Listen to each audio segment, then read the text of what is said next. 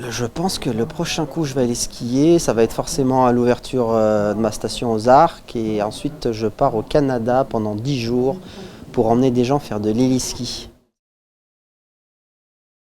Ah, moi je skie 120 mais maintenant avec l'âge je crois que je vais descendre à 115 hein, malheureusement. Écoute, je pense que tout le monde va te répondre pot de phoque parce que c'est pas bien de dire de l'hélico. Simplement, si j'ai le choix entre monter dans un hélico ou faire de la pot de phoque, je vais quand même prendre l'hélico. Mais la pot de phoque me plaît bien. Alors, bizarrement, moi, les gens qui m'ont fait rêver, c'était des skieurs alpins et des bosseurs. Donc, il y a eu forcément Edgar, il y avait un mec qui s'appelait Gilles David en boss. Ensuite, c'était des skieurs, Pirmin Zurbriggen, Steve Locher, des Suisses principalement.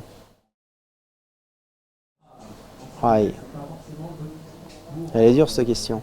Allez, je vais dire que mon meilleur souvenir avec JP, c'est on est à Miami, Sandpiper, et on fait les cons, et à un moment donné, je lui accroche 2 ballons d'hélium à son sac, et son sac s'envole, et dedans, il y a son appareil photo, son passeport et tout ça, et il n'a pas pu rentrer au Canada. Voilà, je pense que c'est ça. Moi, je skie en 188.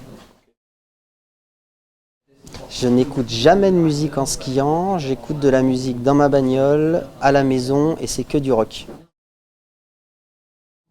Ah, je mets que de la flotte dans ma gourde. On va dire que je suis masque, mais je l'enlève quand je rentre dans un bar. Ah, je suis casque quand même. Ah, et ben alors là, c'est un sujet qui me tient à cœur et qui m'énerve. Je dirais qu'il faut que tout le monde ait un airbag, mais vu les prix astronomiques des sacs, je trouve qu'il est super dégueulasse de devoir mettre 800 balles pour pouvoir sauver sa vie. Voilà, j'estime que ça doit être beaucoup moins cher, beaucoup plus accessible à tout le monde et que tout le monde puisse s'en acheter et pas que ça devienne un accessoire en fait. À ce prix-là, c'est pas possible. Quel but, bien sûr.